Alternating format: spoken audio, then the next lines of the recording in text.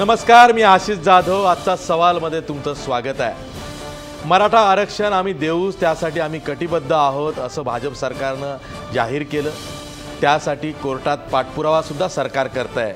मग सरकारच्या लक्षात आलं की ओबीसी समाज जो संख्येनं मोठा आहे त्याची पण मागणी जी अनेक वर्षांची आहे ती पूर्ण केली पाहिजे. आणि आज राज्य मंत्रिमंडळानं एक महत्त्वाचा निर्णय घेतला. येत्या 1 एप्रिल 2017 पासून राज्यात ओबीसींसाठी स्वतंत्र मंत्रालय राज्य सरकार सुरू करते आहे. त्यासाठी कदाचित स्वतंत्र मंत्रीसुद्धा दिला जाईल.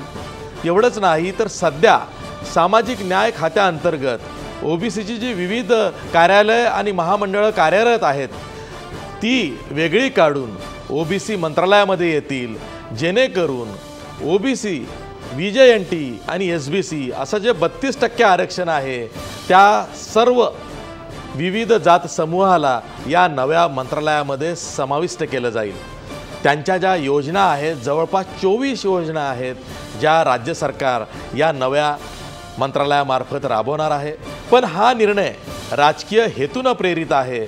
यामागं सामाजिक विषमता राज्य सरकारला पसरवायची आहे असा आरोप काँग्रेसनं केला आहे. त्यावरच आज आपण चर्चा करणार आहोत. आपला आजचा सवाल बघा. ओबीसी मंत्रालय स्थापन करण्याचा निर्णय राजकीय हेतूनं प्रेरित आहे का? या आपल्या आजच्या सवालमध्ये काही महत्त्वाचे मुद्दे दडलेले आहेत. मुद्दा क्रमांक 1, ओबीसी मंत्रालयामुळे जातीय विषमता वाढेल या काँग्रेसच्या आरोपात तथ्य आहे का? मुद्दा क्रमांक 2, ओबीसी मंत्रालयाला पुरेसा निधी मिळेल का? मुद्दा क्रमांक 3, स्वतंत्र मंत्रालयामुळे किंवा खात्यामुळे विविध ओबीसी महामंडळांचा कारभार सुधारेल का? हे होते चर्चेचे मुद्दे. आपण चर्चेला सुरुवात करण्यापूर्वी पाहुण्यांची ओळख करून घेऊया. आपल्या स्टुडिओमध्ये आहेत ओबीसी संघर्ष समन्वय समितीचे अध्यक्ष चंद्रकांत बावकर. त्याचबरोबर आपल्यासोबत मराठा समाजाचे नेते आणि संभाजी ब्रिगेडचे माजी प्रदेशाध्यक्ष प्रवीण गायकवाड पुण्यावरून आहेत.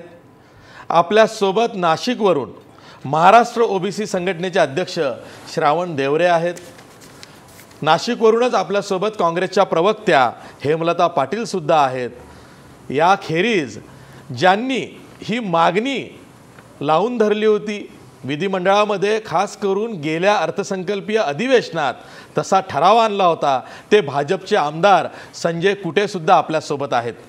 मी थेट जातोय संजय कुटे यांच्याकडं. फोनलाईनवर ते आपल्यासोबत आहेत.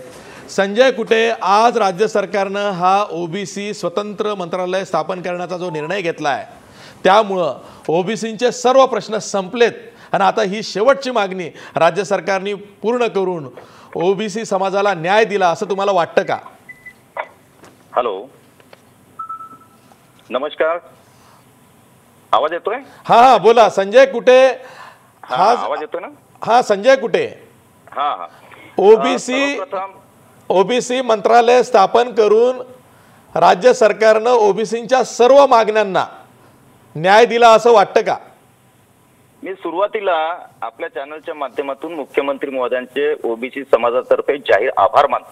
आणि या एका ओबीसी मंत्रालय बनवल्यामुळे सगळ्या मागण्या किंवा सगळे प्रश्न संपलेत असं होत नाही, तर सगळ्या प्रश्नांना ओबीसींच्या न्याय देण्यासाठी ही सुरुवात झाली असं मी समजेल. कारण या ओबीसी मंत्रालयाच्या माध्यमातून विविध प्रश्न ओबीसींचे जे आहेत ते पटलावर येतील, प्रामुख्याने ते समोर येतील आणि या मंत्र्याच्या माध्यमातून शासनाकडून बाकीचे जे काही ओबीसीचे प्रलंबित प्रश्न आहे ते निश्चितपणे सोडवले जातील, हा माझा आत्मविश्वास आहे. खरं तर अनेक मागण्या होत्या, जसं की या सरकार पुढं स्कॉलरशिपचे जे 1800 कोटी रुपये रखडलेले आहेत, ज्यामुळं ओबीसी समाजाच्या विद्यार्थ्यांना शिष्यवृत्ती मिळत नाही, तो प्रश्न मार्गी लागला असा दावा तुम्ही या आधीच विधिमंडळात केलेला आहे. पण पुन्हा प्रश्न तोच आहे की जेव्हा आपण मुस्लिम समाजासाठी वेगळं मंत्रालय असं आहे असं म्हणतो तेव्हा पुरेसा निधी त्या मुस्लिम मंत्रालयाला आजवर दिला गेलेला नाही. तेच हाल, तीच परिस्थिती ओबीसी मंत्रालयाबाबतीत होईल असं अनेक ओबीसी नेत्यांना वाटतंय.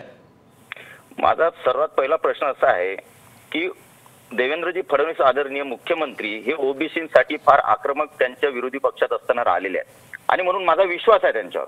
आणि पहिला प्रश्न शिष्यवृत्तीचा 1800 कोटी जे रखडलेले होते मागच्या सरकारच्या काळामध्ये त्यातले जवळपास सर्व पैसे या शासनाने पेंडिंग जे आहेत ते पेड केलेले आहेत. आणि दुसरा प्रश्न मुस्लिम समाजासाठी जे आपलं मंत्रालय आहे त्याचप्रमाणे आता ओबीसीसाठी मंत्रालयाने मंत्री होतो आहे आणि निश्चितपणे निधी हा मला आत्मविश्वास आहे कारण मुख्यमंत्र्यावर आणि महाराष्ट्र शासनावर आहे की मोठ्या प्रमाणात निधी आणि मी ओबीसी कमिटीचा महाराष्ट्राचा अध्यक्ष आहे त्यामुळे मला आत्मविश्वास आहे आम्ही मोठ्या प्रमाणात निधी जो आहे तो ओबीसीच्या मंत्रालयामध्ये आणू आणि हा मोठा जो वर्ग ओबीसीचा या महाराष्ट्रात आहे त्याला निश्चितपणे या शासनाच्या कार्यकाळात न्याय दिला जाईल. संजय कुठे तुम्ही स्कॉलरशिपचा विषय काढलेला आहे ओबीसी स्कॉलरशिपचा तुमच्या माहितीसाठी सांगावं असं वाटतं अजूनही 250 कोर्सेस असे आहेत ज्याला ओबीसी विद्यार्थ्यांना स्कॉलरशिप मिळत नाही. जर का आपण SC किंवा STचे कोर्सेस बघितले ज्यासाठी स्कॉलरशिप दिली जाते आणि ओबीसी विद्यार्थ्यांचा विचार केला तर 250 कोर्सेस असे आहेत ज्यांना अजूनही ओबीसी स्कॉलरशिप मिळत नाही. तर सरकारकडे यासंबंधी तुमचं काही मागणं नाही आहे का?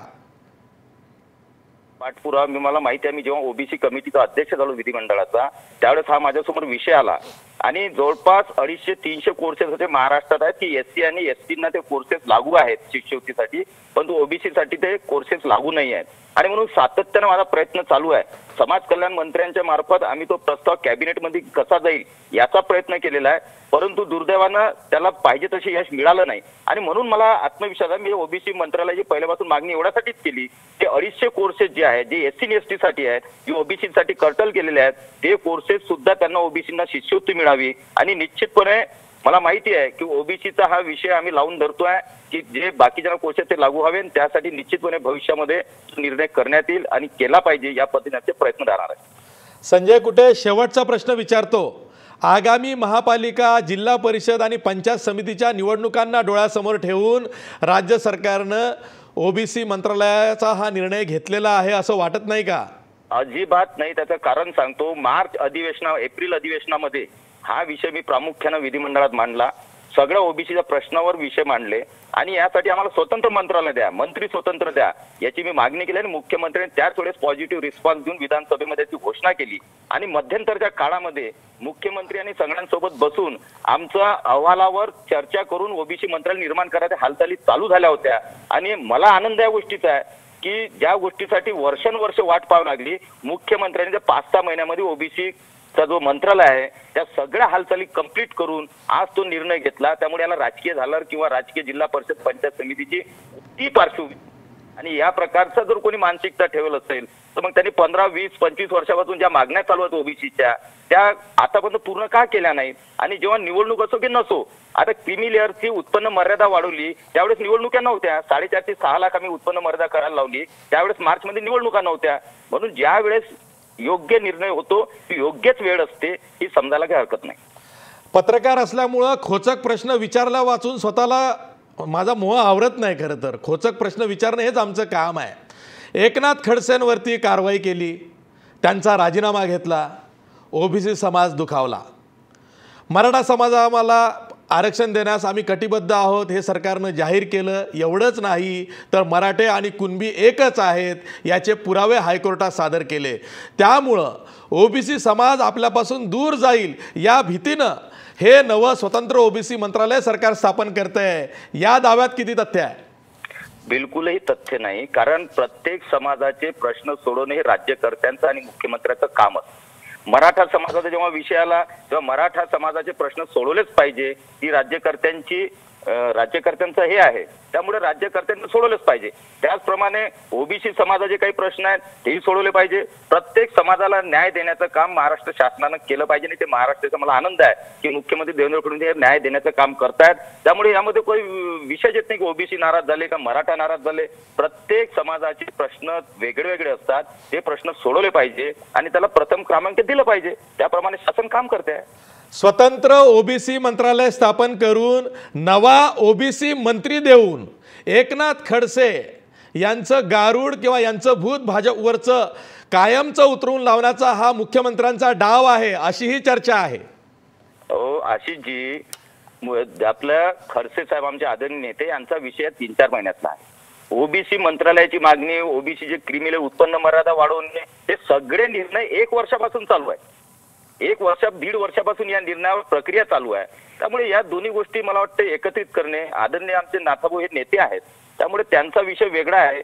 ओबीसी हा समाज खूप मोठा आहे. 290 जाती आता ओबीसी समाजात येतात. 172 होत्या, पुन्हा 18 वाढल्या, आता 290 जातींचा हा प्रश्न आहे. त्यामुळे एका जातीचा हा प्रश्न असूच शकत नाही. ठीक आहे. महाराष्ट्र वंश बोलल्याबद्दल संजय कुटे धन्यवाद. हे होते संजय कुटे. त्यांनी मागणी केली होती, अर्थसंकल्पीय अधिवेशनात तसा प्रस्ताव आणला होता आणि त्यांच्याच मागणीला मुख्यमंत्र्यांना आश्वासन दिलं होतं की हे वर्ष संपण्यापूर्वी भाजप सरकार स्वतंत्र ओबीसी मंत्रालय स्थापन करेल, तसा निर्णय घेईल. तर तसा निर्णय राज्य सरकारने घेतला आहे आणि 1 एप्रिल 2017 पासून स्वतंत्र नवं ओबीसी मंत्रालय भाजप सरकार स्थापन करत आहे. मी आता खरं पॅनल डिस्कशनला सुरुवात करतोय. मी थेट जातोय श्रावण देवरे सरांकडं. श्रावण देवरे, तुम्ही ऐकलं संजय कुटे भाजपचे आमदार काय बोलले. त्यांनी मुख्यमंत्र्यांचे आभारसुद्धा मानले. पण मला एक तुम्हाला जेन्युइन प्रश्न विचारायचा आहे. स्वतंत्र ओबीसी मंत्रालय स्थापन करून ओबीसींचे प्रश्न आता कायमचे संपलेत, आता त्यांच्या मागण्या संपल्या असं सरकारला वाटण्याची दाट शक्यता आहे. तुमचं समाधान आहे का? सरकार तसा गैरसमज अवश्य करून घेऊ शकतं, परंतु ओबीसी मंत्रालय स्थापन केल्यामुळे ओबीसींचे काही प्रश्न सुटतील अशी आशा आहे. परंतु सरकारच्या सध्याच्या कार्यपद्धतीवर जर आपण लक्ष दिलं तर हे सरकार काय किंवा मागचं सरकार काय, घोषणा मोठ्या करतात आणि त्याला प्रसिद्धी पण भरपूर मिळते, परंतु प्रत्यक्ष अंमलबजावणीच्या वेळेस मात्र हे सगळं कागदावर राहतं असा अनुभव आहे. ओबीसी मंत्रालय स्थापन केल्याबद्दल आम्ही त्याचं स्वागत करतो, म्हणजे शासनाचं आम्ही अभिनंदन करतो, त्यांचं स्वागत करतो. परंतु हे सगळं केवळ कागदावर राहील की काय अशी भीती ओबीसीच्या मनामध्ये आहे. आणि तुम्ही जो पहिला मुद्दा उपस्थित केला की याच्यामागे काही राजकारण आहे का, तर निश्चित राजकारण असतं. म्हणजे राजकीय क्षेत्रामध्ये सगळे निर्णय हे राजकारण पाहूनच केलं जातं. म्हणजे अगदी मान्यवर व्ही पी सिंगांनी मंडल आयोग लागू केला तर त्याच्यामागेही ओबीसी वोट बँक कॅश करण्याचा त्यांच्यामागे उद्देश होता आणि तो काही वाईट नाही. हे राजकारणामध्ये राजकीय उद्देश ठेवून काम केलं तर ते काही वाईट नाही. त्याच्यातून जनतेची कामं होतात, जनतेचा विकास होतो. प्रश्न असा आहे की SC ST OBC यांच्या संदर्भातले जे निर्णय घेतले जातात, पुरोगामी निर्णय, त्यांचा गवगवा खूप होतो, प्रसिद्धी खूप होते आणि प्रत्यक्षात मात्र अंमलबजावणी करताना ती फक्त कागदावर राहते किंवा थातूरमातूर राहते. तुम्हाला मी उदाहरण देतो, म्हणजे हे प्रत्यक्ष गेल्या 20-25 वर्षातला अनुभव आहे आमचा. सामाजिक न्याय विभाग आहे, त्याच्यामध्ये समाज कल्याण, त्याच्यामध्ये अपंग महामंडळ, त्याच्यामध्ये ओबीसी महामंडळ, त्याच्यामध्ये भटक्या विमुक्त, एवढंच नाही तर आधी ते बाल कल्याण वगैरे पण होतं, ते आता वेगळं काढलं. तर हे सगळे एवढे घटक ज्यांचा एकमेकांशी काही संबंध नाही, अपंग महामंडळ वगैरे वगैरे, हे सगळे तुम्ही एकाच हेड खाली ठेवणार, एकाच मंत्रालयात ठेवणार. म्हणजे वरती मंत्री एक आणि सेक्रेटरी एक, खाली 3 कमिशनर आणि कमिशनरांच्या खाली पुन्हा वेगळा स्टाफ नाही. म्हणजे हे सगळे वेगवेगळे विभाग सांभाळणारे सगळे कर्मचारी एकच आहेत. आणि अनेक वर्षापासून आमचे समाज कल्याण अधिकारी जे मित्र आहेत, आमचे IAS ऑफिसर आहेत, त्यांच्याशी मी नेहमी चर्चा करतो. ते म्हणतात की सर हे स्टाफ देत नाही, एकाच कर्मचाऱ्याला सगळ्या प्रकारची कामं करावी लागतात, एकाच अधिकाऱ्याला सगळे विभाग सांभाळावे लागतात आणि त्यामुळे आम्ही या वेगवेगळ्या विभागांना योग्य तो न्याय देऊ शकत नाही. फंड तर अपूर्ण असतोच, म्हणजे फंडची ओरड नेहमीच असते. म्हणजे 52% OBC आहेत आणि केवळ 6-7 कोटी 8-9 कोटीवर भागवलं जातं, तर हा खूप मोठा अन्याय आहे. त्याच्यातही पुन्हा SC STच्या बाबतीत तेच आहे. आलेला फंड पुन्हा पूर्णपणे वापरला जाईल याची खात्री नाही. दरवर्षी अनेक करोड रुपये शासनाला परत चालले जातात, ते वापरलेच जात नाहीत. असे गंभीर आरोप तुम्ही नेहमी बघत असाल वर्तमानपत्रामध्ये, एप्रिल-मार्चमध्ये हे सगळे आरोप नेहमी होत असतात. तर हे सगळं कागदावरच राहील अशी भीती आम्हा ओबीसींच्या मनात आहे. आणि जर शासनाला खरोखर जर SC ST OBCबद्दल जर प्रेम असेल तर त्यांनी खऱ्या अर्थाने याची अंमलबजावणी करावी अशी ही आमची विनंती आहे. ठीक आहे. मी प्रवीण गायकवाड यांच्याकडे जातोय. प्रवीण गायकवाड, स्वतंत्र OBC मंत्रालय स्थापन करण्याचा निर्णय झाला आहे. हा निर्णय राजकीय हेतूनं प्रेरित आहे असं तुम्हाला वाटतंय? तसा दावा तुम्ही करताय? निश्चितच हे जे राजकीय पाऊल म्हणूनच याच्याकडे पाहायला लागेल, कारण आपल्याला सगळ्यांनाच माहिती आहे की समाज कल्याणच्या अंतर्गत हे सगळं ऑलरेडी अस्तित्वात होतं. म्हणजे ज्या पण आता गोष्टी नवीन ओबीसी मंत्रालयाच्या अंतर्गत येतील त्या समाज कल्याणच्या खात्यात ऑलरेडी आहेत. त्याचं फक्त समाज कल्याण खात्याचं विभाजन केलेलं आहे आणि ओबीसीचं नवीन मंत्रालय निर्माण करण्यात आलेलं आहे. मुळात इथं काय आहे की त्या ओबीसी घटकामधला एक धनगर समाज आहे जो शेड्यूल ट्राईब्समध्ये जाण्याची मागणी करतोय. तिथं सुद्धा आपल्या लक्षात येतं की माधव जानकर साहेबांना मंत्री केलं, पण एसटीची त्यांची मागणी अजून केंद्राकडे पाठवलीच नाही. म्हणजे आरक्षणाची धनगर समाजाची मागणी पूर्ण करायची नाही आणि माधव जानकरांना मंत्री करायचं. आता ओबीसीचे अनेक प्रश्न आहेत. श्रावण देवरे सर आमचे आदरणीय मार्गदर्शक इथं आहेत, ते सातत्याने मांडतात की नचिपन कमिटी लागू करा किंवा ओबीसी वर्गाला त्यांची जातीय जनगणना करणं महत्वाची वाटते, कारण त्यांना ओबीसीचा जो कोठा मिळतोय तो न्यायी आहे का नाही याच्याबद्दल कुठलीच भूमिका घेतली जात नाही. समाज कल्याणामधून एक काढायचं आणि एक स्वतंत्र ओबीसी मंत्रालय करायचं, कुठल्या तरी एका माणसाची सोय लावायची, त्याला लाल दिवा द्यायचा, बंगला द्यायची, ऑफिस द्यायचं. मला आठवतं की केंद्रामध्ये ज्या वेळेस अल्पसंख्याक मंत्री म्हणून AR अंथुले साहेब गेले होते तर 1.5 वर्ष त्यांना मंत्रालय पण मिळालं नाही, बंगला पण मिळाला नाही. आज आपल्या महाराष्ट्रामध्ये 35 पेक्षा महामंडळ स्थापन झालेली आहेत, पण तिला कुणी अध्यक्ष नेमला जात नाही, सचिव नेमला जात नाही. त्याचं कारण आहे की सरकारकडे फंड नाही. आणि हे विलासराव देशमुख सत्तेत आले पहिल्यांदा 2000 साली, त्यावेळेस पासूनच ही परिस्थिती. पहिली गोष्ट, सरकारवर 3.5 लाख कोटी रुपये कर्ज आहे आणि 3.5 लाख कोटी रुपये कर्ज असल्यामुळं कुठल्याही महामंडळाला नवीन मंत्रालयाला निधी देण्यासाठी यांच्याकडे पैसेच नाही आहेत. परंतु मराठा आरक्षणाच्या पार्श्वभूमीवर आम्ही जे मराठा क्रांती मोर्चे काढले आणि बहुजन समाजाचे जे प्रतिमोर्चे काढले ते सरकार पुरस्कृत होते अशी सगळी चर्चा चालू आहे. आणि त्या पुरस्कृत झालेल्या मोर्चांना आता बक्षीस म्हणून काय द्यायचं, तो ओबीसीचं एक नवीन मंत्रालय दिलं, अशा प्रकारची चर्चा मी आज सकाळपासून ऐकतोय. श्रावण देवरे सर, प्रवीण गायकवाड यांचं हे म्हणणं किंवा दावा पटतोय का की सरकार पुरस्कृत ओबीसी मोर्चे निघाले म्हणून हे बक्षिसे दिली आहे? चुकीचं प्रवीण दादा अत्यंत चुकीचं बोलतो. प्रवीण दादा अत्यंत चुकीचा मुद्दा मांडतायत. खरं म्हणजे हा आरोप मराठा मोर्चांच्या संदर्भात केलं पाहिजे. फडणवीस साहेबांनी नागपूरमध्ये सगळ्या आमदारांची मिटिंग घेतली, भाजपच्या आमदारांची, आणि त्यांनी सांगितलं की नागपूरमध्ये जो मराठा क्रांती मोर्चा होतो आहे त्याला फुकट जेवण, फुकट प्रवास, फुकट राहण्याची व्यवस्था आणि सगळ्या प्रकारची मशिनरी भाजप सरकारने आणि शिवसेना सरकारने त्या मराठा मोर्चासाठी राबवली. म्हणजे खऱ्या अर्थाने शासन पुरस्कृत मोर्चे मराठा समाजाचे होते.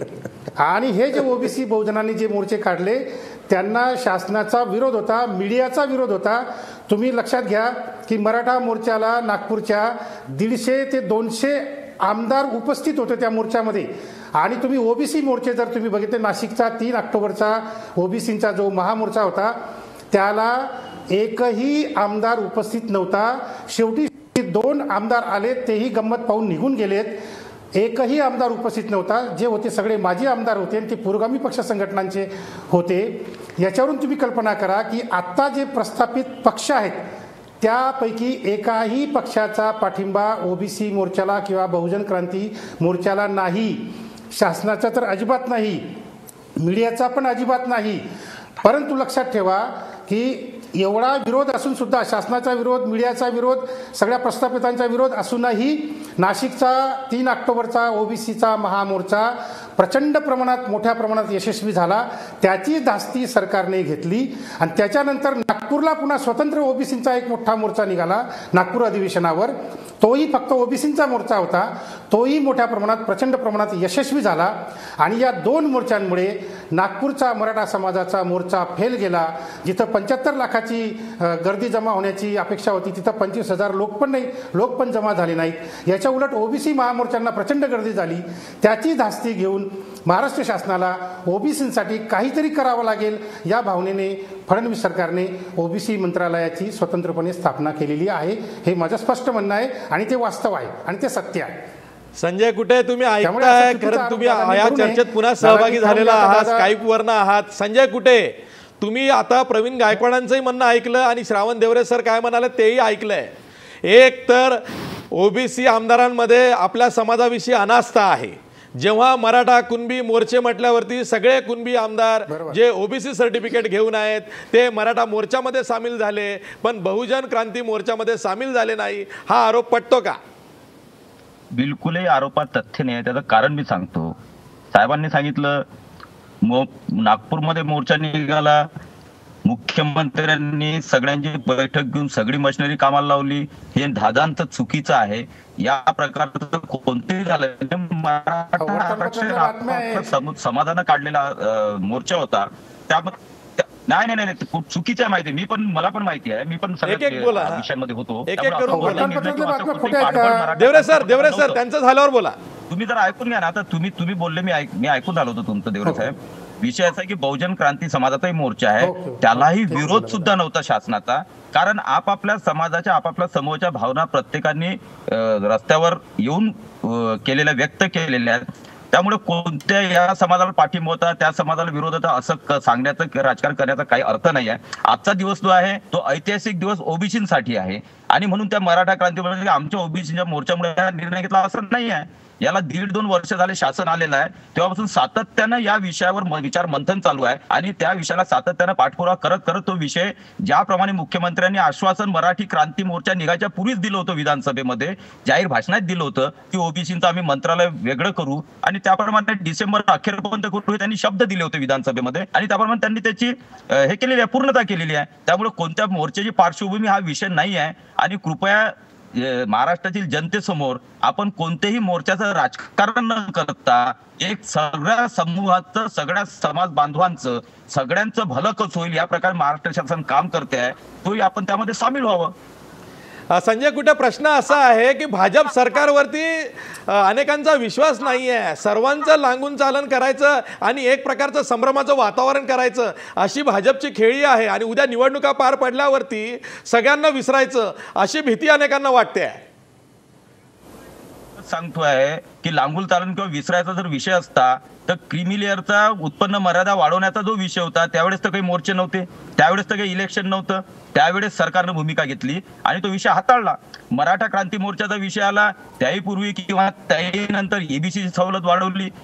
ज्या ज्या वेळेस समूह आपल्या भावना व्यक्त करते त्या भावनांचा आदर करून जे काय प्रश्न आपल्याला हाताळता सोडवते तो प्रामाणिक प्रयत्न मुख्यमंत्री आणि त्यांचं सरकार करते आहे आणि भविष्यातही करत राहणार आहे.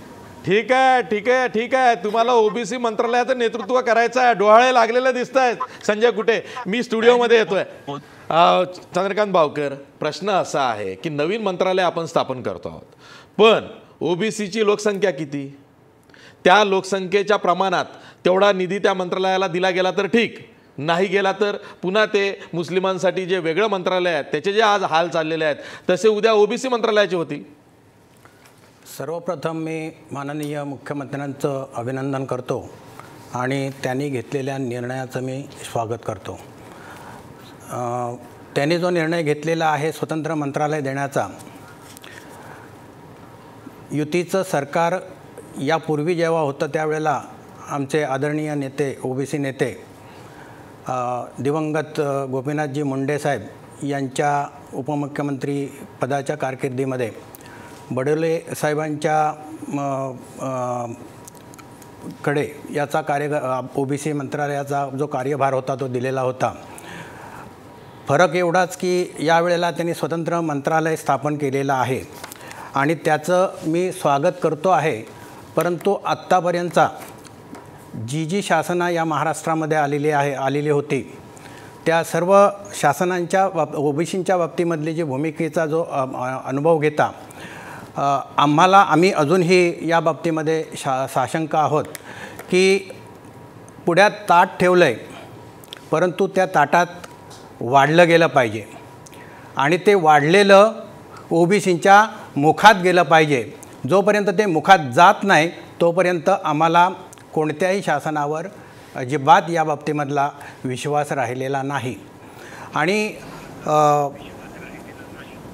कुटे साहेब म्हणतात त्याप्रमाणे क्रीमी लेअरची अट ही 6 लाखावर जी आणली गेली ती 6 लाखावर आणायला 3 वर्ष राज्य शासनाला का लागली? केंद्र शासनानं 2013ला 6 लाखाची मर्यादा केली होती.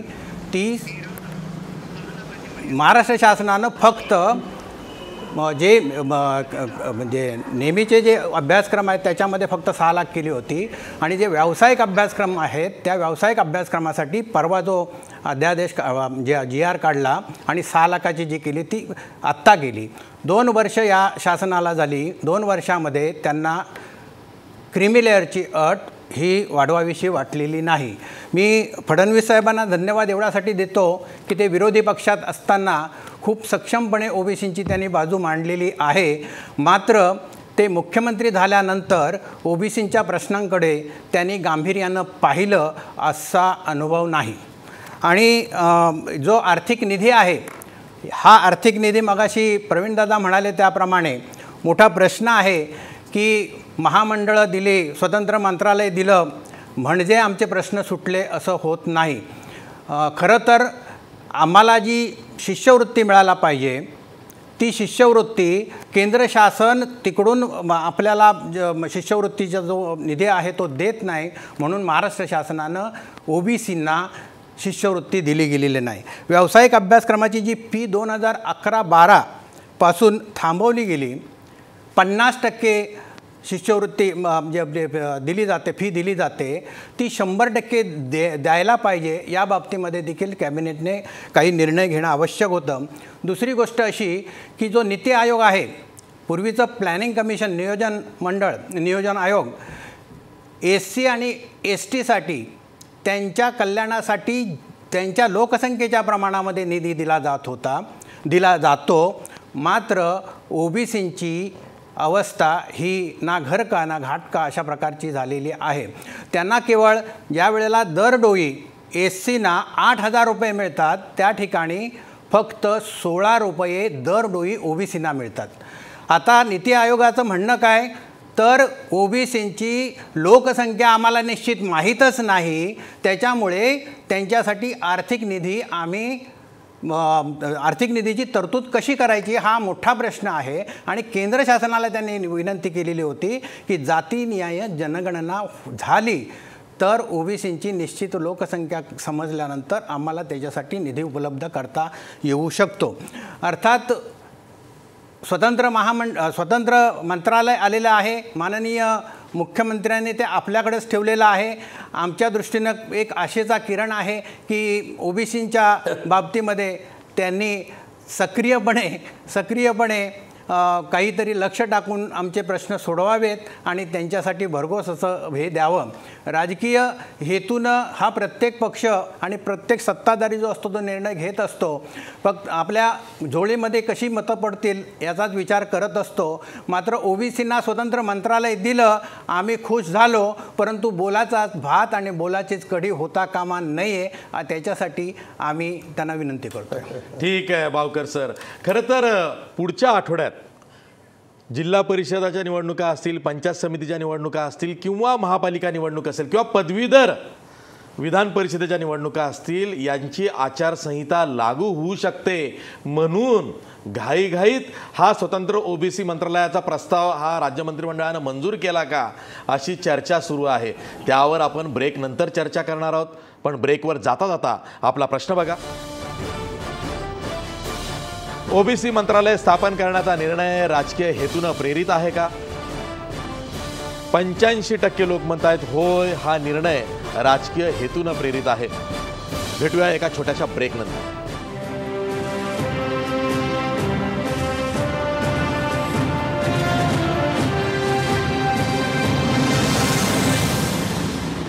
ब्रेक नंतर पुन्हा तुमचं स्वागत. मी थेट जातोय नाशिकला हेमलता पाटील, काँग्रेसच्या प्रवक्त्या यांच्याकडं.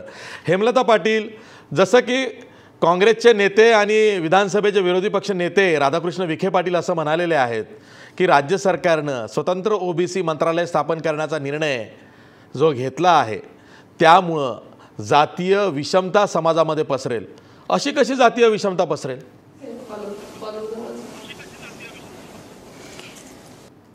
मला या ठिकाणी सांगावंसं वाटतं की ह्या मंत्रालयाचा जर ओबीसी समाजाला फायदा झाला तर त्याचं नक्कीच स्वागत केलं पाहिजे.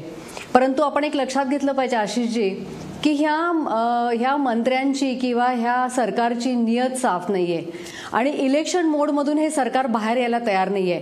आपण बघितलं की आता मिनी विधानसभेच्या निवडणुका होत आहेत.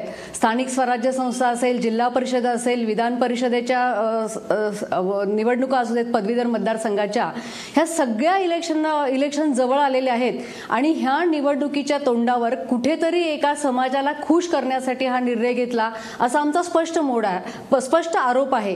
कारण प्रत्येक वेळी बघितलं की इलेक्शनच्या दृष्टीने कुठल्याही समाजाचा विचार केला जातो ही खरं शोकांतिका आहे. आणि आपण बघितलं की मराठा समाजाच्या बाबतीत पण असेल, मराठा समाजाला आरक्षण देण्याच्या बाबतीत जे राणे सरकारने आरक्षण दिलं होतं, राणे समितीने आरक्षण दिलं होतं, त्या आरक्षण देण्यामध्ये हे सरकार असफल ठरलं. कोर्टामध्ये कुठेतरी आपली बाजू मांडण्यामध्ये हे सरकार असफल ठरलं आणि म्हणून कुठेतरी शिवस्मारकाचा त्यांनी या ठिकाणी सगळा थाट उडवून दिला. आता आपण बघितलं की ओबीसी समाजाला इलेक्शनच्या तोंडावरती मंत्रालय देऊन त्यांना कुठेतरी समाधानी करण्याचा हा एक सरकारचा डाव आहे. पण मला या ठिकाणी दोनच प्रश्न महत्त्वाचे वाटतात की आपण बघितलं असेल की आर्थिक विकास महामंडळाला 35 ते 35 कोटी रुपये 2 वर्षापासून सरकारने दिलेले नाहीत. म्हणजे ओबीसी मंडळावरती कुठेतरी अन्याय केला गेला. 2 वर्षापासून विद्यार्थ्यांना शिष्यवृत्त्या दिल्या गेलेल्या नाहीत आणि असं असताना कुठेतरी मंत्रालय विषय स्थापन करायचं, त्यासाठी 52 ते 55 पोस्ट भरायच्या. एक सरकार कर्जबाजारी आहे आणि यासाठी निधीची तरतूद कुठून करणार हेही माहीत नाहीये. आणि म्हणून मला असं वाटतं की हा सगळा एक जुमला आहे.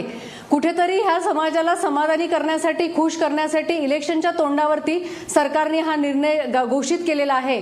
परंतु ह्या समाजाला यातून किती फायदा होणार हा प्रश्न अनुत्तरित आहे. आणि आतापर्यंत ह्या सरकारची जर वागणूक बघितली तर मला असं वाटतं की याच्यामधून ह्या समाजाला फायदा कमी होणार आहे.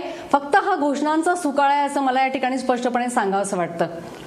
श्रावण देवरे सर, हाच प्रश्न तुम्हाला विचारायचा आहे की पुढच्या आठवड्यात कुठल्या ना कुठल्या निवडणुकीची आचारसंहिता लागणार आहे, त्याच्या आधी रात्रीतून प्रस्ताव तयार करायचा आणि दुसऱ्या दिवशीच्या राज्य मंत्रिमंडळाच्या बैठकीत तो मंजूर करून घ्यायचा, हे राजकारण नाही तर काय? नाही, मगाशी मी बोललो सर की प्रत्येक निर्णय हे राजकारणामध्ये प्रत्येक निर्णय हा राजकीय वोट बँक पाहून केला जातो. मी मान्यवर व्ही.पी. सिंगचंही उदाहरण दिलं आणि फडणवीस साहेबांनी जरी तो उद्देश समोर ठेवून केला असेल तर त्याच्यात वाईट काहीच नाही.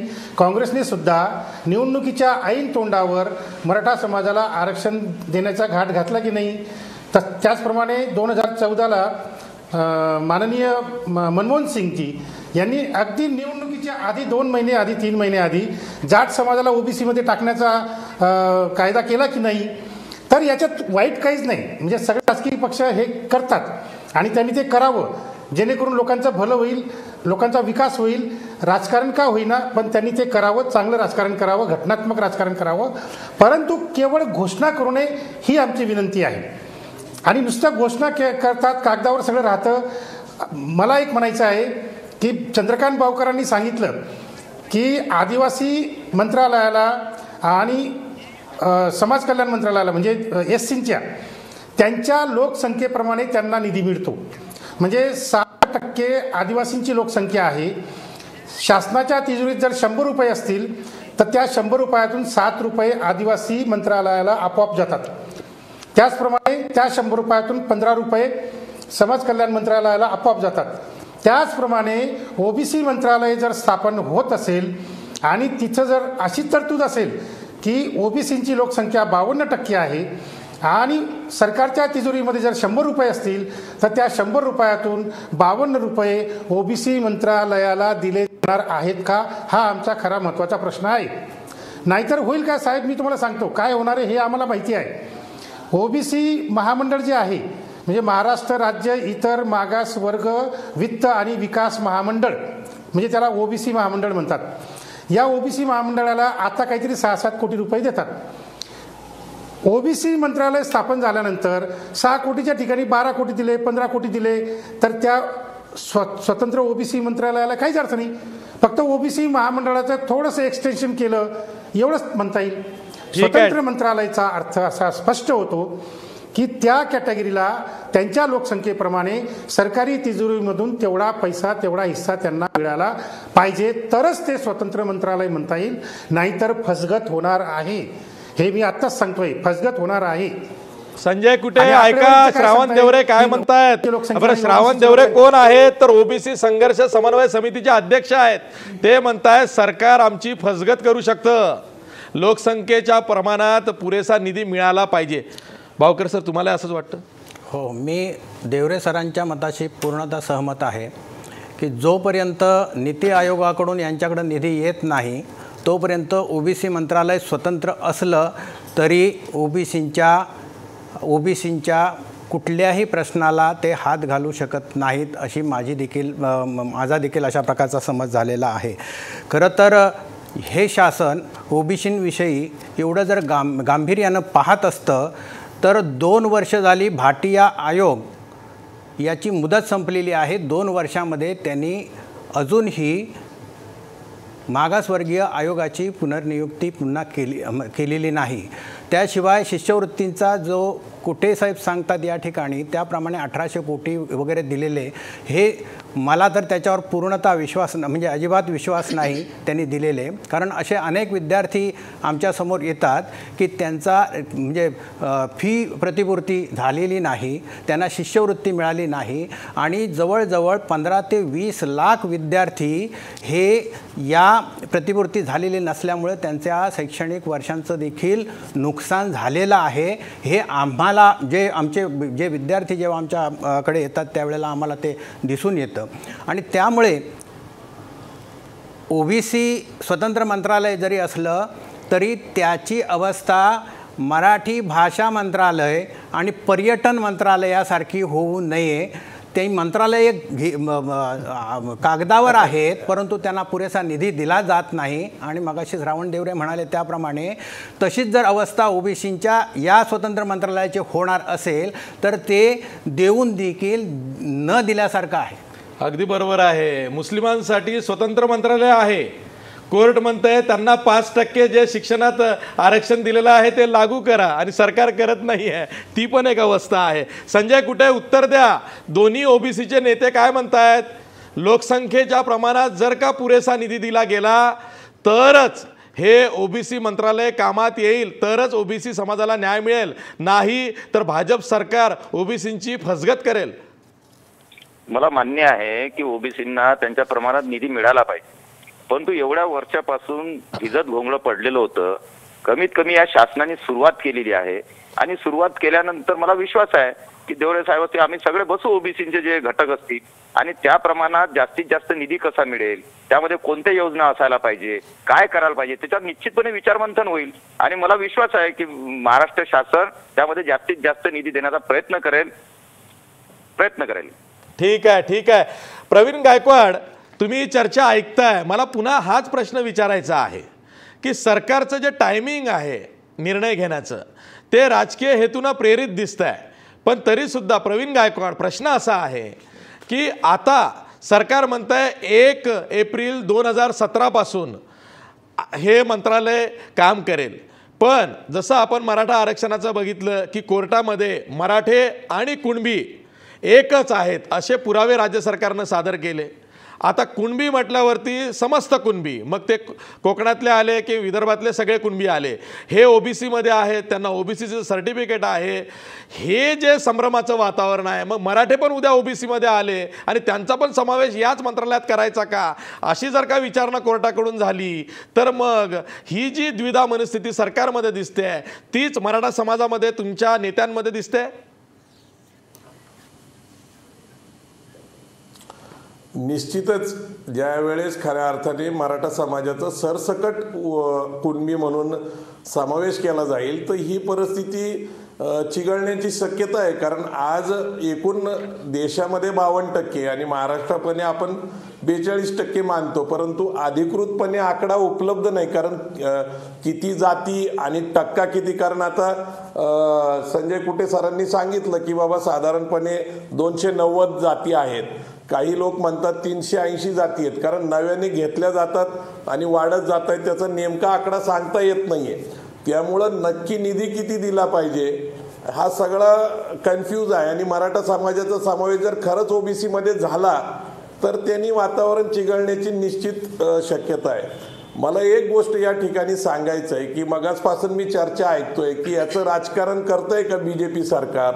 तर बीजेपी सरकार हे राजकारण करतंय त्याचं कारण असं आहे की नगरपालिकेच्या निवडणुकामध्ये त्यांचे जास्तीत जास्त नगराध्यक्ष निवडून आले, जास्त नगरसेवक नगरपालिकेमध्ये निवडून आले आणि त्यांच्याकडे उपलब्ध असलेल्या माहितीप्रमाणे ओबीसी वर्गाने मराठा समाजाच्या नगरसेवकांना नगराध्यक्षांना मतदान केलं नाही आणि म्हणून येणारी जी मिनी विधानसभा आहे त्यामध्ये मग महापालिका असतील, जिल्हा परिषद असतील, या निवडणुकीमध्ये ओबीसी समाजाचा टक्का कायम भारतीय जनता पार्टी बरोबर ठेवावा यासाठी हे मंत्रालयाची घोषणा केलेली. पण ही पोकळ घोषणा ही फक्त या घोषणेकडं अत्यंत म्हणजे काय म्हणायचं आता विदारक स्थितीमध्ये हे सगळं सांगितलं जात आहे. मला या ठिकाणी फक्त सरांना आठवण करून द्यायची आहे ओबीसी सगळ्या नेत्यांना की ज्यावेळेस व्ही.पी. सरकार होतं त्यावेळेस व्ही.पी. सिंग सरकारने पहिल्यांदा मंडल आयोग जाहीर केलं आणि मंडल आयोग जाहीर करताच याच भारतीय जनता पार्टीने त्यांचा पाठिंबा काढून घेतला. त्यांनी दबाव ठेवला होता की मंडल जाहीर करू नका. हेही खरं आहे की व्ही.पी. सिंगांनी राजकारणासाठी 52% ओबीसी आपल्या मागं उभा राहिला तर आपलं बहुमत तयार होईल हे जरी धोरण घेतलं असलं तर श्रावण देवरे सरांना माहिती आहे की 52% ओबीसी ज्यांच्याबरोबर जाईल त्यांचीच सत्ता होईल. आता देशातल्या अर्ध्यापेक्षा जास्त राज्यामध्ये ओबीसींचे मुख्यमंत्री आहेत आणि ओबीसींचे मुख्यमंत्री असल्यामुळं ते सगळ्या ओबीसी समाजाला न्याय देतात. आज आपल्या देशाचे पंतप्रधान ओबीसी आहेत आणि अशा वेळेस पंतप्रधान ओबीसी आहेत, अर्ध्या राज्याचे मुख्यमंत्री ओबीसी आहेत. अशा वेळेस महाराष्ट्र सरकार एक ओबीसीचं मंत्रालय काढतंय आणि त्याचं मंत्रिपद कुणाकडे ठेवतंय तर महाराष्ट्राचे मुख्यमंत्री देवेंद्र फडणवीस. काही दिवसांनी आम्हाला ऐकायला लागेल की देवेंद्र फडणवीस सुद्धा ओबीसी आहेत. असं व्हायची वेळ येऊ नये. निदान कुणाची नवीन व्यवस्था लावत असेल तर तो मंत्री किमान ओबीसीचा असला पाहिजे.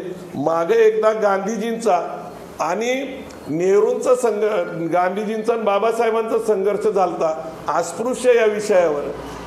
बाबासाहेबांना गांधीजी म्हटले होते की आम्हाला सुद्धा अस्पृश्यांचे प्रश्न कळतात.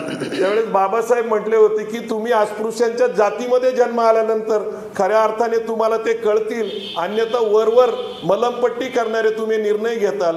त्यामुळं ओबीसीच्या जाती जन्माला जायला पाहिजे. त्यांचं जी शोषण होतीये, त्यांना जे अधिकार मिळत नाहीये, त्यांच्या मुलांना शिक्षण मिळत नाहीये, नोकरी मिळत नाहीये, उद्योग करता येत नाहीये, या मूळ समस्या आर्थिक निकषाच्या आहेत.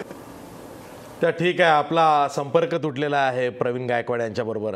चंद्रकांत भावकर, आता जे येतं बजेट आहे राज्य सरकारचं, पुढच्या वर्षाचं जे बजेट येणार आहे त्यामध्ये जर का पुरेशी तरतूद झाली तरच हा निर्णय योग्य म्हणावा, नाही तर पुन्हा रे माझ्या मागल्या सुरू होईल. नक्कीच स्वतंत्र मंत्रालय स्थापन केलं म्हणजे ओबीसींचे प्रश्न सुटले नाहीत. येत्या अर्थसंकल्पीय अधिवेशनामध्ये अशाच प्रकारचा त्याच प्रमाणामध्ये ओबीसींना निधी उपलब्ध करून देणं आवश्यक आहे. महाराष्ट्रामध्ये ओबीसींना 19% आरक्षण मिळतं, NT 11% आणि SBCंना 2% असं एकूण 32% आरक्षण मिळतं. साधारणपणे आमचा असा समज आहे की 60% OBC आणि NT आणि SBC हे महाराष्ट्रामध्ये आहेत आणि त्यांना अर्थसंकल्पीय अधिवेशनामध्ये साधारणपणे 60% निधी हा उपलब्ध जर झाला तरच आर्थिक महामंडळाला पुरेसा निधी मिळू शकतो.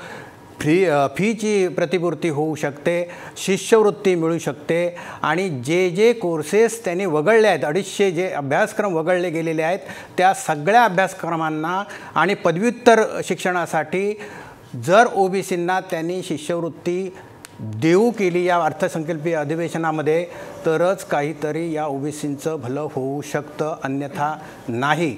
आणि मला या बाबतीमध्ये थोडी शंका वाटते की यांना 200 कोटी दिले, त्यांना 50 कोटी दिले, त्यांना 100 कोटी दिले, घोषणा भरपूर झालेल्या आहेत, परंतु त्यांच्या बटव्यामध्ये ते आले पाहिजे, तेव्हा त्याचा विनियोग त्यांना करता येऊ शकेल. आणि तो जर झाला नाही, म्हणजे आलाच नाही, तर OBCंना मी मगाशी म्हटलं त्याप्रमाणे अगदी बोलाचा भात आणि बोलाचीच कढी अशा प्रकारचं होऊ शकेल. इलेक्शन निघून जाईल, जिल्हा परिषदेचं जाईल, पंचायत समितीचं जाईल आणि महानगरपालिकांचं देखील जाईल, परंतु OBCंच्या पुढ्यात काही पडणार नाही अशा प्रकारची शंका मला येते.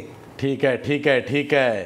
शंका सगळ्यांनाच येते आहे की हा निर्णय राजकीय हेतूनं प्रेरित आहे का. आपण ब्रेक घेणार आहोत आणि ब्रेक नंतरही आपल्याला चर्चा करायची आहे. ब्रेकवर जाता जाता आपला प्रश्न बघा. OBC मंत्रालय स्थापन करण्याचा निर्णय राजकीय हेतूनं प्रेरित आहे का? 83% लोक म्हणतायत होय, हा निर्णय राजकीय हेतूनं प्रेरित आहे. पुन्हा भेटूया एका ब्रेक नंतर.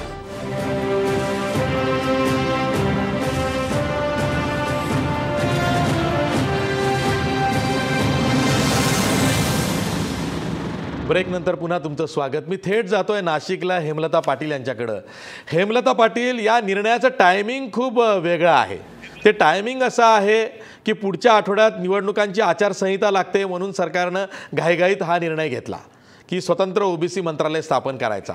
आता सरकारमधून कुजबूज अशी आहे की एकनाथ खडसे यांचं नेतृत्व कायमचं मागं सारण्यासाठी नव्या मंत्रालयाला नवा OBC नेता द्यायचा आणि ते नेतृत्व महाराष्ट्रात OBC नेतृत्व म्हणून पुढं आणायचं, जेणेकरून एकनाथ खडसे यांचा चेहरा आणि नाव मागं पडेल. यात तथ्य दिसतंय का? आपण बघितलं आशिषजी की ह्या मंत्रिमंडळामधली भांडणं जर बघितली तर ती काही नवीन नाही आहेत. एकनाथ खडसेंना ज्या पद्धतीने पाय उतार व्हावं लागलं आणि सत्तेच्या सगळ्या समीकरणातनं त्यांना बाद ठरवण्यात आलं, तर ते आपण सगळ्या महाराष्ट्रातल्या जनतेने बघितलेलं आहे. पंकजा मुंडेंचं आणि मुख्यमंत्र्यांच्यामध्ये जे ट्विटर युद्ध चाललेलं असतं किंवा अनेक मंत्र्यांमध्ये जे युद्ध चाललेलं असतं, हे सगळं जनतेसमोर आहे. मला तर आता अशी शंका येते की मुख्यमंत्र्यांना कुठलं नेतृत्व सामोरं येऊन द्यायचंय की स्वतःच सगळं ताब्यात घ्यायचंय. कारण आपण बघितलं की ह्या मंत्रालयाचा पदभार सुद्धा स्वतःच्याच ताब्यात ठेवण्याची त्यांची तयारी आहे.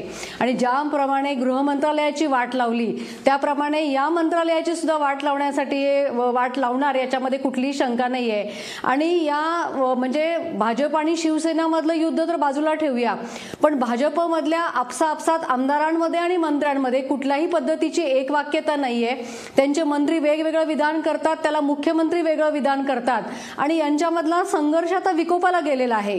आणि मुख्यमंत्र्यांची एकंदर कार्यशैली बघितली तर मला या ठिकाणी असं वाटतं की कुठलंही सक्षम नेतृत्व, भले ते OBC समाजातलं पण असू देत, ते कुठलंही सक्षम नेतृत्व पुढे येऊन देणार नाहीत आणि सगळा महाराष्ट्र स्वतःच्या ताब्यात ठेवण्याच्या दृष्टीने त्यांचं सगळं मार्गक्रमण सुरू आहे, असे मला या ठिकाणी शंका येते. आणि हे इलेक्शनच्या तोंडावरती एकमेकांचे कटशह आणि नेतृत्व कोणाच्या ताब्यात ठेवायचं, याच्यामध्ये ही सगळी भांडणं चाललेली आहेत आणि त्याच दृष्टीने मुख्यमंत्र्यांची वाटचाल चालू आहे, असं मला या ठिकाणी स्पष्टपणे सांगावंसं वाटतं. वेगवेगळ्या समाजामधल्या मंत्र्यांमध्ये सुद्धा वेगवेगळ्या पद्धतीची भांडणं लावणं. आपल्यासोबत चंद्रकांत भावकर, मला तुम्हाला ना एक सर्वांच्या मनातला प्रश्न विचारायचा. या सरकारला 2 वर्ष पूर्ण झाली, पण एकनाथ खडसे असतील, छगन भुजबळ असतील किंवा पंकजा मुंडे असतील, यांच्या बाबतीत वेगवेगळं राजकारण झालं. त्याची रिॲक्शन OBC समाजामध्ये कशी येते? नक्कीच OBC समाजामध्ये जे राजकारण OBCच्या नेत्यांच्या बाबतीत होतं, त्या बाबतीमध्ये निश्चितपणे नाराजी आहे आणि जाणीवपूर्वक OBC नेत्यांना बदनाम केलं जातं आणि सत्तेपासून दूर ठेवलं जातं, असा OBCमध्ये समज आहे आणि तो चुकीचाही नाही असं मला वाटतं. परंतु जी प्रतिक्रिया जी आहे ती निश्चितपणे येणाऱ्या काळामध्ये OBC ती आपली प्रतिक्रिया मतदानाच्या माध्यमातून व्यक्त करतील असं मला वाटतं. श्रावण देवरे सर, माझा प्रश्न तुम्हाला कदाचित खोचक वाटेल, मी पत्रकार म्हणून वात्रट वाटत असेल, पण एकनाथ खडसेंचा जो शंका किंवा जो प्रश्न मी उपस्थित केला आहे त्यात तथ्य आहे का?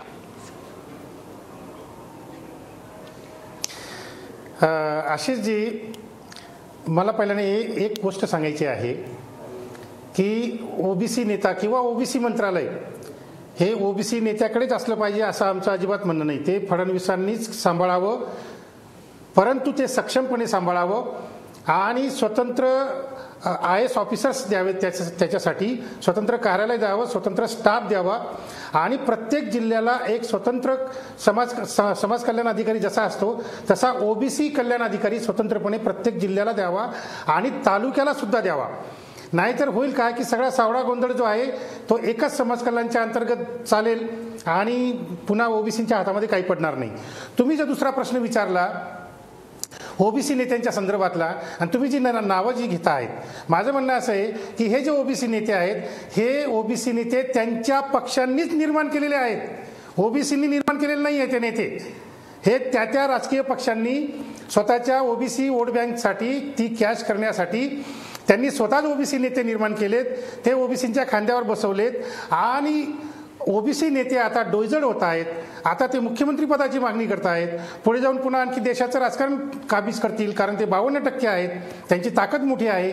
या भीतीपोटी हेच प्रस्थापित राजकीय पक्ष की ज्यांनी हे OBC नेते निर्माण केलेत, हे प्रस्थापित राजकीय पक्ष, हे प्रस्थापित वरच्या जातीचे नेते घाबरतात OBCंना आणि म्हणून मग हे त्यांनी निर्माण केलेले OBC नेते मग एकाला जेलमध्ये टाका, दुसऱ्याला मंत्रिमंडळातून काढून टाका, तिसऱ्याला मग प्रसिद्धी माध्यमातून बदनाम करा. हे सगळं त्यांचं चाललेलं आहे. नेते तेच निर्माण करतात, बदनाम तेच करतात आणि पुन्हा मग SC ST OBC समाजाला वाटण्याच्या अक्षता लावतात आणि संपूर्ण राजकारण हे मराठा आणि ब्राह्मण या 2 जातींच्याच ताब्यात पुन्हा राहतं. याच्यासाठी ही सगळी राजकीय खेळी चालू आहे. OBC मंत्रालय सुद्धा स्थापन करण्यामागे त्यांचा हाच हेतू आहे. माझं एवढंच म्हणणं आहे की तुमचे हेतू तुमच्याजवळ असू द्या, ते सफल करत बसा. आमचं म्हणणं हे आहे की OBC मंत्रालयाला 52% निधी सरकारी तिजोरीतून तुम्ही देणार आहात का? तो जर तुम्ही देणार असाल तर तुम्ही तुमचं बाकीचे हेतू सफल करत बसा. आमचा 52% निधीचा हेतू सफल करा, एवढंच आमचं म्हणणं आहे. ठीक आहे. मी सर्वात शेवटी प्रवीण गायकवाड यांच्याकडे जातो, कारण ते सुद्धा आता राजकीय नेते बनत आहेत. येत्या 12 तारखेला ते शेकापमध्ये प्रवेश करतायत आणि ते सुद्धा राजकीय नेते म्हणून आपली कारकीर्द आता सुरू करतायत. प्रवीण गायकवाड, हाच प्रश्न तुम्हाला विचारायचा आहे. OBC समाजाचे ते नेते नाहीत तर त्या पक्षांना तसे OBC नेते तयार केले. आता तुम्हाला काय म्हणायचं? तुम्हाला नेता कोण बनवतंय? समाज बनवतंय की पक्ष बनवतंय?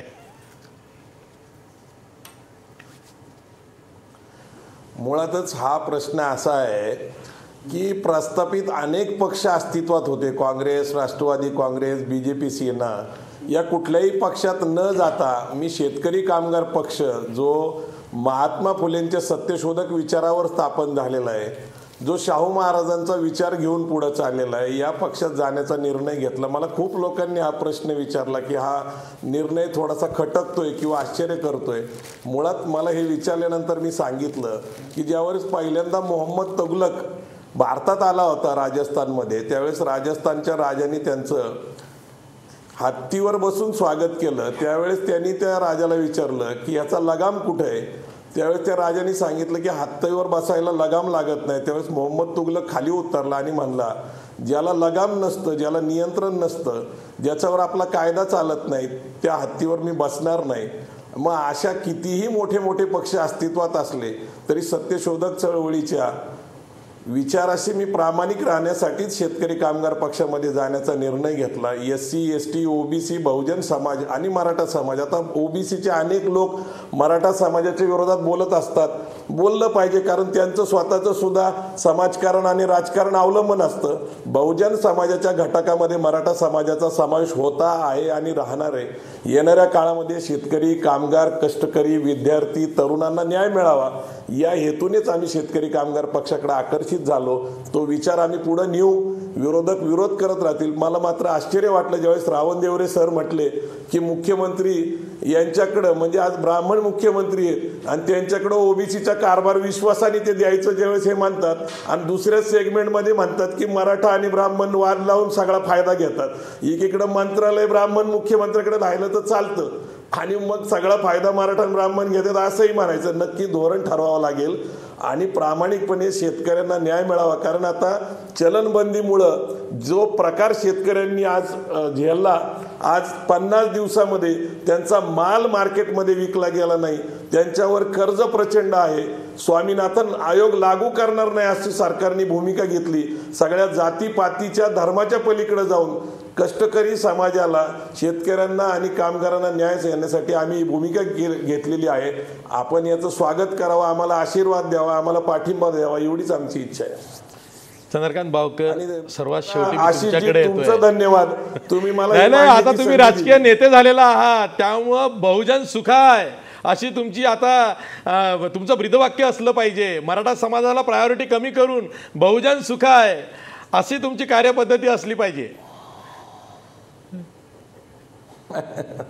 निश्चित बहुजन सुखाय बहुजन हिताय हे जे बुद्धांनी विचार दिलेले त्याच विचाराने जायचंय. आणि मराठा समाज हा 32% आहे, त्यामुळे तो सुद्धा बहुसंख्य आहे. मराठा समाजामध्ये, ओबीसी समाजामध्ये, SC ST समाजामध्ये वाद लावण्याचा जो प्रकार सुरू आहे आणि जे प्रतिगामी जातीवादी सरकार महाराष्ट्रात आणि केंद्रात आहे, याला जर उलथून लावायचं असेल तर खरा विचाराचा प्रचार प्रसार समाजकारणाच्या माध्यमातून आणि राजकारणाच्या माध्यमातून शेतकरी कामगार महाराष्ट्राच्या कानाकोपऱ्यात पसरवा. ठीक आहे. लागलीच तुम्ही व्यासपीठ राजकीय करायला लागलात. चंद्रकांत बावकर, शेवटचा प्रश्न. स्वार्थ असू देत, राजकीय हेतूनं हा निर्णय झाला होऊ देत, पण हा निर्णय मागच्या आघाडी सरकारला म्हणजे काँग्रेस राष्ट्रवादीच्या सरकारला घेता आला नाही.